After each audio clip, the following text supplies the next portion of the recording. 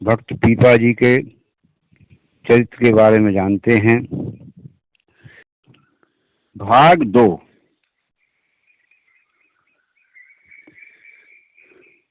गए हैं बुलावे आप, पाछे घर संत आए, अन्न कछु नहीं कहूँ, जाय कर लाए हैं। विषयी बनिक एक, देख के बुलाए लई, दई सब सोच कही, सही निशी आई है।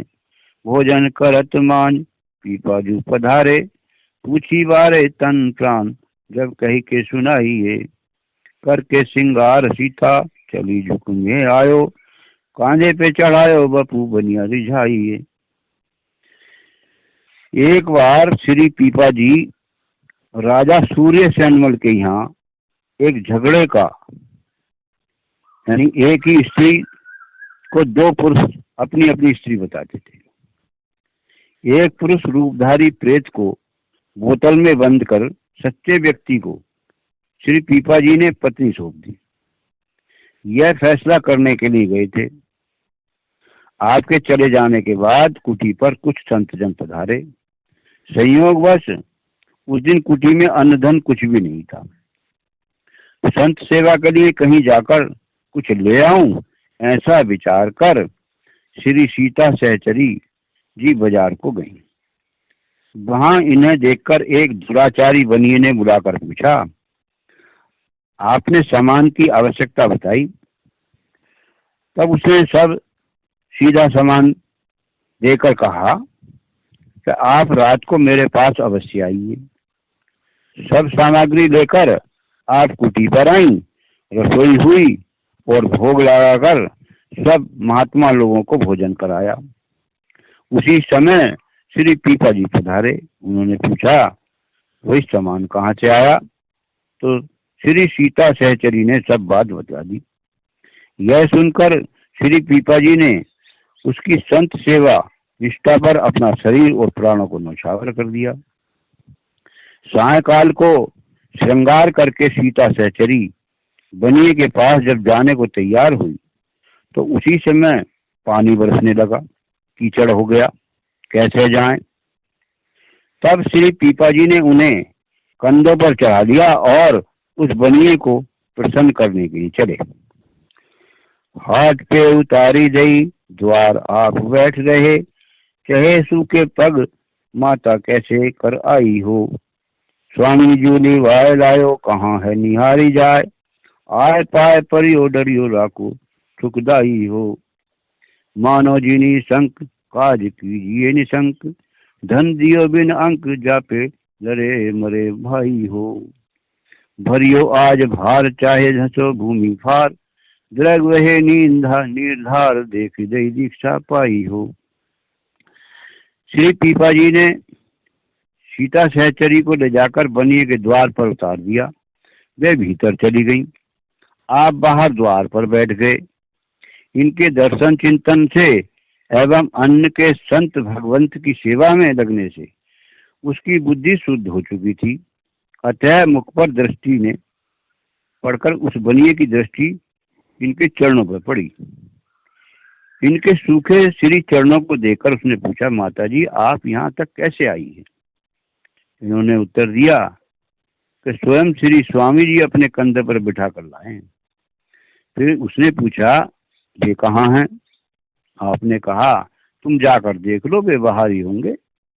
वह बाहर आकर पीपा जी के चरणों में गिर गया और बोला, आप कृपा करके हमारी रक्षा करो।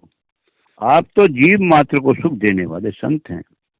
श्री पीपा जी ने कहा, आप अपने मन में किसी प्रकार की शंका व भय न करें, निसंकोच एवं निडर होकर अपना काम करें। आपने हम लोगों के साथ बड़ा भारी उपकार किया है। वह धन आपने बिना रुक्का दिखाए ही संतों की सेवा के लिए दे दिया। वह बनिया लज्जा और गिलानी के मारे दबा मरा जा रहा था। वह चाहता था कि धरती फट जाए और मैं उसमें समा जाऊं। उसकी आंखों से आंसुओं की धारा बह रही थी।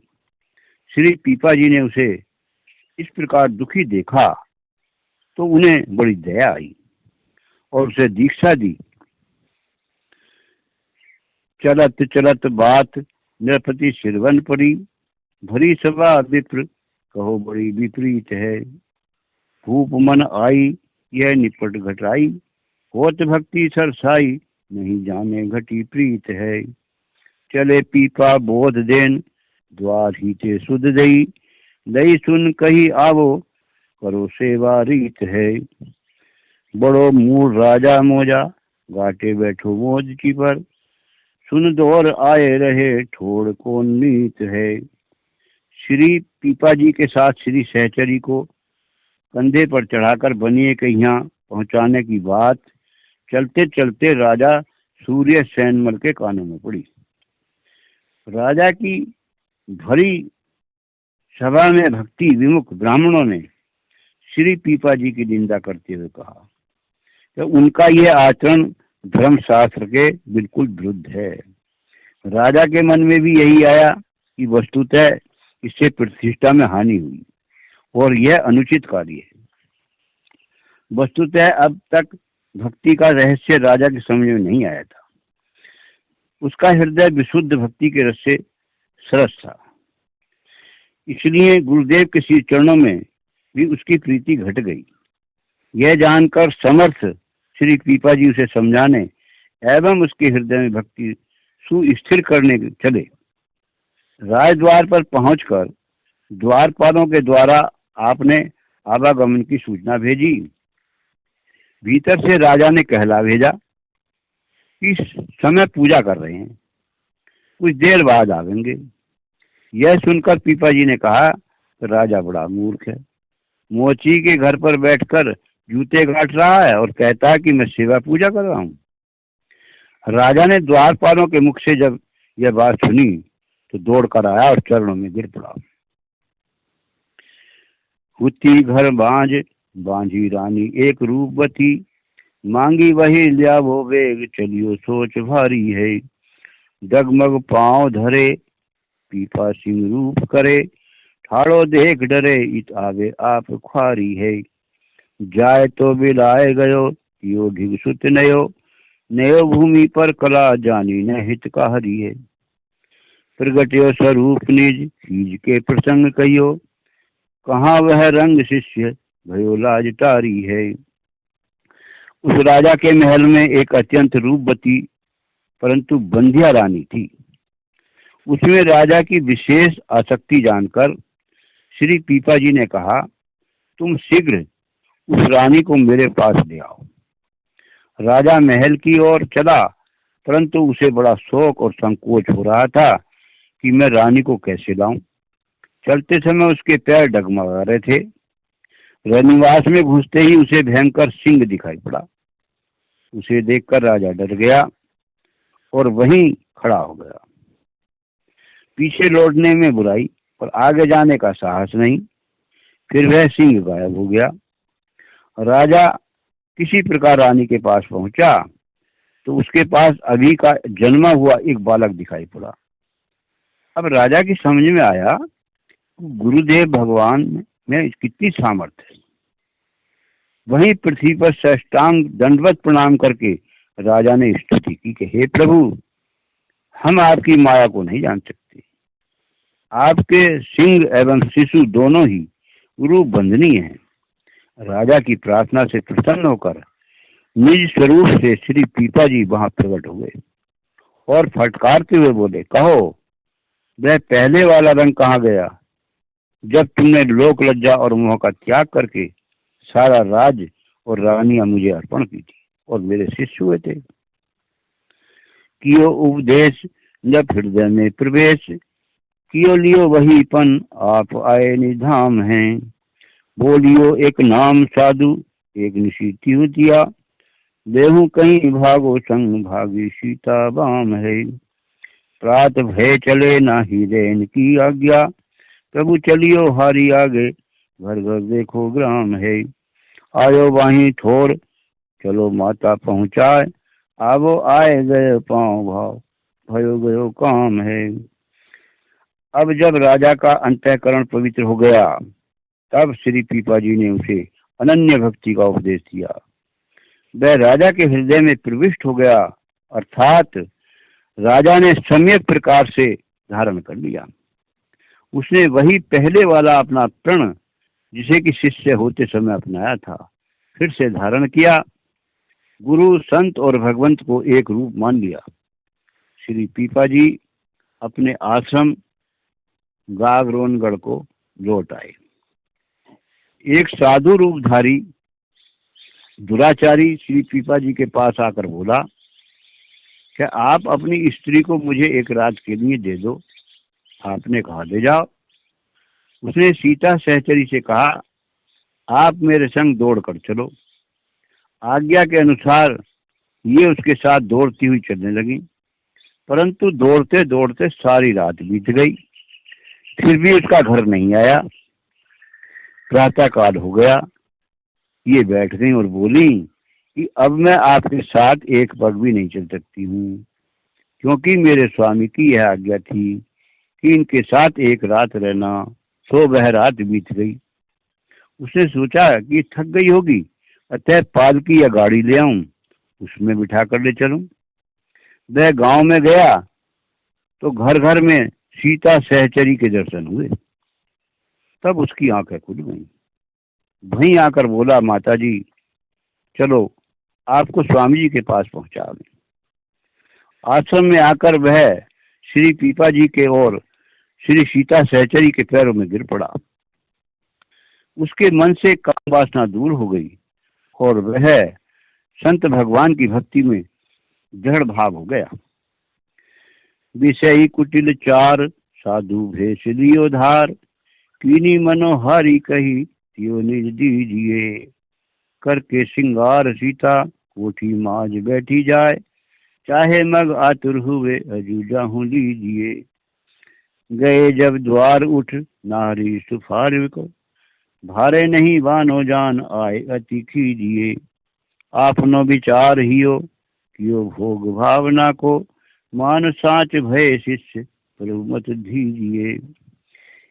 एक बार चार कामी कुटिल दुष्टों ने सुंदर माला तिलक आदि चरण लगा लिया, धारण कर लिया और श्री पीपा जी के निकट आकर बड़ी नम्रता से बोले, आप सच्चे संत सेवी हैं, आज अपनी स्त्री हमें दे दीजिए।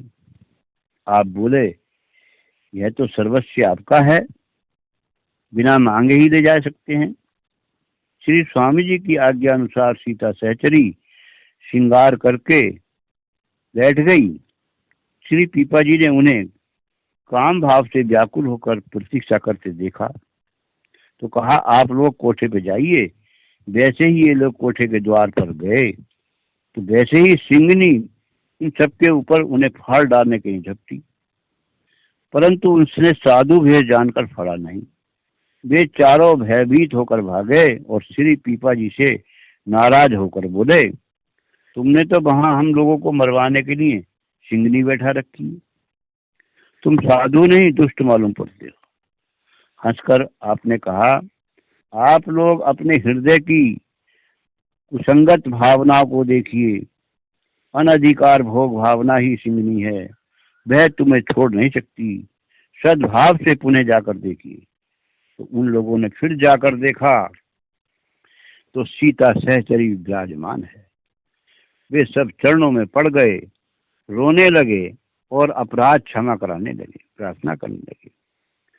श्री पीपा जी की बात को सत्य मानकर वे सब उनके शिष्य बन गए। उनकी वह बुद्धि नष्ट हो गई और सभी भक्त बन गए। गुजरी को धन दियो पियो दही संतनी, ब्राह्मण को भक्त कियो देवी जी निकारी के। तेली को जीवायो भैं चोरन पे फेर लियो, गाड़ी भर आयो तन 5 ठोर जार के। कागज ले कोरो करियो बनियो को शोक हरियो, भरियो घर त्याग डाली हत्या उतार के। राजा को ओसर भई संत को जू भिवो दई, दई चीटी मान गए श्री रंग उदार के। श्री पीपा जी के यहाँ विराजमान साधु संतों ने एक दिन दही पाने की इच्छा प्रकट की कि आज तो श्री रघुनाथ जी का दही के द्वारा भोग लगाएंगे। उसी समय एक ग्वालिन दही बेचती हुई उधर आई।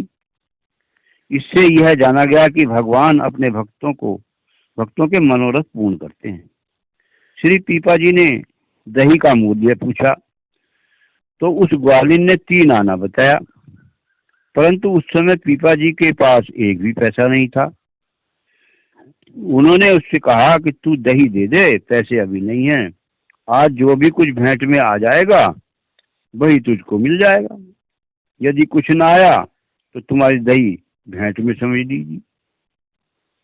ग्वालिन ने स्वीकार कर लिया। दही का भोग लगा। साधु ने शक्कर मिलाकर भोग लगाया और बड़े प्रेम से दही पिया। उसी समय श्री पीपा जी का एक शिष्य आया और उसने एक मोती की माला के समेत बहुत सा धन भेंट किया।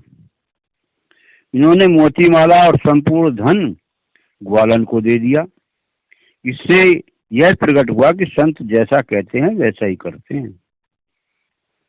वह बेचारी ग्वालिन इतना धन लेने में डरी कि कहीं कोई छीन ना ले। वह उस धन को घर लाई, उसमें से कुछ थोड़ा अपने पास रखा, शेष को भगवान भक्त सेवा में खर्च करके श्री पीपा जी के शिष्य बन गई और भक्ति करने लगी। एक ब्राह्मण था, वह देवी का बड़ा भारी भक्त था। एक बार उसने एक बड़ा भारी भंडारा महोत्सव किया। उसमें भोजन करने के लिए उसने गांव भर को निमंत्रण दिया तो सभी लोगों ने स्वीकार किया, परंतु श्री पीपा जी ने इनकार कर दिया। यह जानकर कि वह उनके पास पहुंचा और शीश झुकाकर बड़ी विनती की और हठ करने लगा कि आप भी चलिए। भक्तराज श्री पीपा जी ने कहा, जहां सीता राम जी को भोग नहीं लगता वहां हमारा क्या काम, हम वहां नहीं जा सकते और ना ही भोजन कर सकते हैं। बाद में उनकी दीनता देखकर आपने कहा, यदि तुम सभी पकवान साग जितने बने हैं सब में से थोड़ा थोड़ा ले आओ, मैं अपने भगवान को भोग लगाऊंगा और प्रसाद पालूंगा। उसने स्वीकार कर लिया और वैसा ही किया। तब आपने भी प्रसाद पाया। सबको खिलाने पिलाने के बाद जब रात में वह ब्राह्मण सोया तो स्वप्न में देवी जी ने आकर उससे कहा, तुमने इतना बड़ा भंडारा किया परंतु मुझे तो खाने को ही नहीं मिला, मैं तो भूखी मर गई। ब्राह्मण ने कहा, क्यों? देवी ने कहा, जब पीपा जी ने भोग लगाया तो उसी समय भगवान के पार्षदों ने मुझे मंदिर से बाहर निकाल दिया। अब तक मैं उनके भय से कांप रही हूँ। जब ब्राह्मण की आंखें खुली तो उसने सोचा, जब पार्षदों से देवी डर गई तो मेरा क्या कल्याण करेगी। अतः अब मैं प्रातः होते ही श्री पीपा जी का शिष्य बन जाऊंगा। कब सवेरा हो, कब मैं श्री पीपा जी से जाकर सब बातें कहूँ। इस अभिलाषा से प्रातः होते ही वह उनके पास गया और सब समाचार बताकर शिष्य बन गया। गांव के दूसरे देवी भक्तों ने जब यह समाचार सुना तो वे सब श्री पीपा जी के शिष्य बन गए। एक दिन एक रूपवती तेलिन तेल लो जोर जोर से कहकर तेल बेचती घूम रही थी। श्री पीपा जी ने उससे कहा, तेल लो कहकर चिल्लाती हो, इस सुंदर मुख से कभी कभी राम राम भी कह दिया करो तो तुम्हारा कल्याण हो जाएगा। उसने क्रोधित होकर कहा, सीताराम तो विधवाएं जपती हैं, अथवा जब कोई मर जाता है तब शमशान घाट पर ले जाते हैं, उस समय राम नाम सत्य कहते हैं, मैं क्यों कहूँ। इसके बाद तेल बेचकर जब वह घर पहुंची तो उसके पति की नाक में चौखट की टक्कर लग गई और वह गिरकर मर गया। अब तो आर्त स्वर से हाय राम कहकर रोने लगी। लोग उसे लेकर शमशान घाट की ओर चले। श्री पीपा जी के आश्रम के समीप होकर निकले। वह तेलिन रोक रोकर राम नाम सत्य कह रही थी। सबसे बोली कि इन्हीं के कहने से मेरा पति मरा है। सबों ने श्री पीपा जी से प्रार्थना की और आजन्म नित्य नाम जपने की प्रतिज्ञा करी। तब श्री पीपा जी ने उसे जीवित कर दिया। यह तेली तो भगवान के नाम का उपदेश लेकर व्यक्त हो गया। तेली समेत घर के सभी लोग भक्त हो गए। एक भक्त की दी हुई एक दूध देने वाली भैंस श्री पीपा जी के आश्रम में बंधी थी। रात को चोर लोग आए और भैंस खोद कर ले गए। श्री पीपा जी जग रहे थे। अभी वे लोग थोड़ी ही दूर पहुंचे थे कि ये उसकी पड़िया लेकर चोरों के पीछे चले और उन्हें जोर जोर से पुकार कर उनसे कहने लगे कि इस पड़िया को भी तो ले जाओ, बिना पड़िया के भैंस दूध कैसे देगी। इनकी उदारता से प्रभावित होकर वे सब लौट आए और चरणों में पड़ गए, उनके शिष्य बन गए और चोरी करना छोड़ दिया। आश्रम में विशेष भीड़ भाड़ देखकर श्री पीपा जी ने श्री सीता सहचरी जी से कहा, यहाँ भजन में बाधा होती है, चलो कहीं अन्यत्र एकांत वन में बैठकर भगवान का स्मरण करेंगे। ऐसा कहकर सीता सहचरी समेत आप आश्रम से चल दिए और एकांत वन में जाकर भजन करने लगे। इन्हीं आने जाने वाले लोगों ने आपको पहचान लिया और संतों ने भी आकर अनुरोध किया कि आश्रम में ही चलिए, वहीं रहकर हमें आनंदित कीजिए। उसी समय एक महाजन आया और उसने एक गाड़ी जिसमें बहुत सा अन्न धन भरा था आपको भेंट की। आप उसे लेकर चले। रास्ते में कई डाकू मिले और श्री पीपा जी ने सहर्ष उन्हें भरी भराई गाड़ी भेंट कर दी। यह गाड़ी लेकर चले। थोड़ी देर बाद जब वह कुछ दूर निकल गए तब श्री पीपा जी को गांठ में बंधी मोहरों का ध्यान आया। तब ये दौड़े, उन्हें पुकार कर बोले, रुक जाओ, ये मोहरे तो लेते जाओ। मोहरे पाकर वे आश्चर्य में पड़ गए। डाकू ने पूछा तो आप कौन है, कहाँ रहते हैं। तब आपने नाम पता बताया। सुनते ही चरणों में गिर पड़े और विनती करने लगे।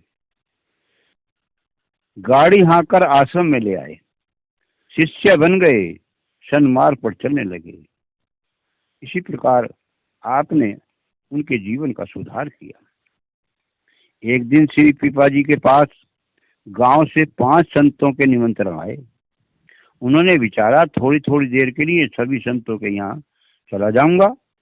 इतने में इनके आश्रम में ही कई संत पधारे। आप प्रसन्नता पूर्वक उनकी सेवा में लग गए। आदर पूर्वक जिन्होंने बुलाया है वहां जाना चाहिए था। इस विचार से आप 5 शरीर धारण कर 5 संतों के स्थानों में गए। वहां आप दिन के बाद रात में भी उत्सव कीर्तन में सम्मिलित और 5 गांवों में आपने अपना शरीर भी त्याग दिया और 5 गांवों में आपका दाह संस्कार भी हुआ। एक गांव में आपकी 2 शिष्याएं थी। वे समाचार देने को चली तो मार्ग में भी उन्हें दाह संस्कार के उत्सव दिखाई पड़े। सर्वत्र से समाचार लाने वालों ने आश्रम में आकर देखा तो संत मंडली में बैठे श्री पीपा जी कीर्तन कर रहे हैं। इस दिव्य समाचार को जानकर सभी लोगों को पूर्ण विश्वास हो गया कि ये सामान्य पुरुष नहीं है, ये तो कोई दिव्य महापुरुष हैं।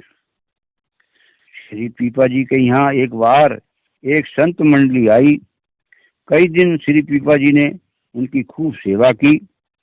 चलते समय उन संतों ने कहा, हमें द्वारका जाना है, हमारे पास खर्चा नहीं है। तब आप एक महाजन के पास गए और रुक्का दिखवाकर इस शर्त पर कि रुपए लाएं कि तुम तगादा मत करना, जब मेरे पास रुपए होंगे तब अपने आप ब्याज समेत दे देंगे। कुछ दिन बाद वह रुपए मांगने आया। श्री पीपा जी ने उसे शर्त की याद दिलाई कि आप मांगेंगे नहीं, हम बिना मांगे ही दे देंगे, रुपए अभी नहीं है। उसे संतोष नहीं हुआ। उसने पंचायत में दावा कर दिया। पंच लोगों ने इन्हें बुलाया और कहा कि आप रुपए क्यों नहीं देते।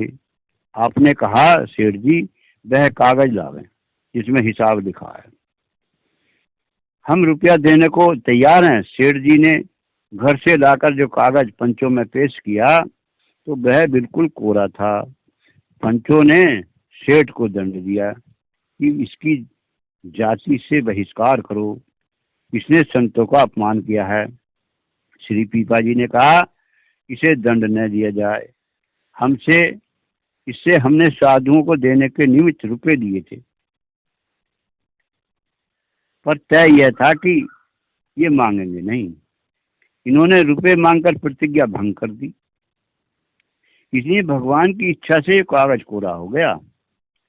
इस चमत्कार से प्रभावित होकर वहीं उपस्थित किसी दूसरे धनी ने उसके रुपए चुका दिए और वह महाजन पछताया, श्री पीपा जी के शरण में आया। संत सेवी श्री पीपा जी के आश्रम में कभी कभी तो अन्न धन का सर्वथा अभाव हो जाता था और कभी कभी अन्न धन से भंडार भर जाता था, परंतु आपको निश्चिंता थी। एक बार आपके आश्रम में बहुत सा अन्न धन तथा और भी विविध सामग्रियों का संग्रह हो गया तथा आदर सत्कार बहुत बढ़ गया। इससे ऊपर आपने सीता सहचरी से कहा, यहाँ विघन होने लगा, चलो कहीं दूसरी जगह चलें। आप दोनों चल दिए और चलते चलते 80 कोस दूर एक नगर में पहुंचे जहां बाजार था। आप जाकर वहां बैठ गए। किसी ने आकर आपको बहुत फटकारा और धक्के लगाए। आप दूसरी जगह जा बैठे। वहां के दुकानदार ने भी गालियां दी और आपको भगा दिया। तब आपने सीता सहचरी से कहा, आप जाकर कुछ शांति आई है। आदर सम्मान एक रोग है, उसके बढ़ जाने से यही उत्तम उपचार है। किसी ने इनको बताया कि तुम आगे चले जाओ, वहां ठहरना। आप उठकर चल दिए। जाकर देखा तो उजाड़ दिखाई पड़ा। आपने झाड़ बुहार कर चौका लगाया। स्थिर चित बैठकर आनंद मगन होकर नाम संकीर्तन करने लगे। उसकी ध्वनि चारों ओर फैल गई। उसे सुनकर सैकड़ों सेवक शिष्य समेत एक महंत जी आए।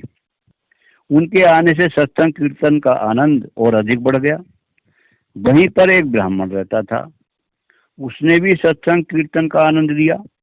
इसके बाद उसने दंडवत प्रणाम करके प्रार्थना की कि मुझे अनजान में गौ हत्या हो गई थी, मैंने अभी तीर्थ कर लिए, अनेक प्रकार के दान भी दिए, फिर भी लोगों ने मुझे जाति में नहीं मिलाया, मेरा बहिष्कार करते हैं। भक्त और भगवान दोनों ही पतित पावन है, सो आप मुझे पवित्र कीजिए। श्री पीपा जी ने कहा, तुमने सत्संग कीर्तन में भाग लिया, अतः अब तुम पवित्र हो। ब्राह्मण अपने घर से सामान लाया, अनेक पकवान बने, उधर कीर्तन की धूम मची थी। सारा गांव उमड़ कर आया और दर्शन करने लगा। पंगत में उस ब्राह्मण को परोसते देखकर लोगों ने श्री पीपा जी से कहा, इस ब्राह्मण को तो हत्या के अपराध से हमने अलग कर दिया है, आपने इसे कैसे मिला लिया? आपने कहा कि यह संतों के बीच में सत्संग और कीर्तन करके शुद्ध हो गया। लोगों ने कहा, हम तो तब मानेंगे जब इसके हाथ से हनुमान जी भोग ले लेंगे। श्री पीपा जी की आज्ञा से उसने हनुमान जी को भोग लगाया। उसी समय हनुमान जी प्रकट हो गए और स्वीकार किया। प्रत्यक्ष प्रमाण देखकर सभी लोगों को संतों में और भगवान नाम में दृढ़ विश्वास हो गया। तावड़े से श्री पीपा जी के चले जाने पर राजा सूर्य सेनमल को बड़ी चिंता हुई।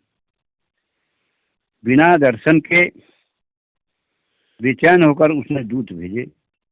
दूतों ने पत्र दिया, प्रार्थना की, आप अपनी अलौकिक शक्ति से तत्क्षण टोड़े में आ गए। घुड़सवार जड़ कई दिन बाद पहुंचे।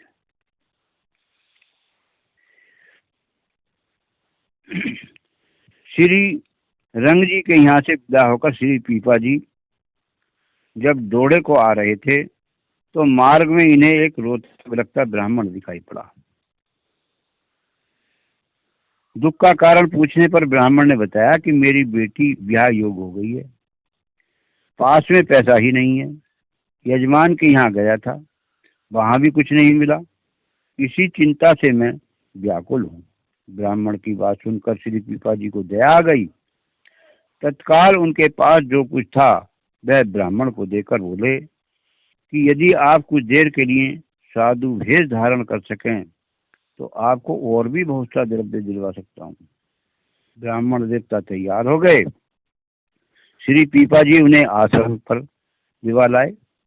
उनका सिर मुड़वाकर बढ़िया आंचल पहनाए, द्वादश तिलक किए, गले में कंठी बांधी और ऊंचे तखत पर गद्दी पर बैठाकर सब उनके समीप ही नीचे बैठ गए।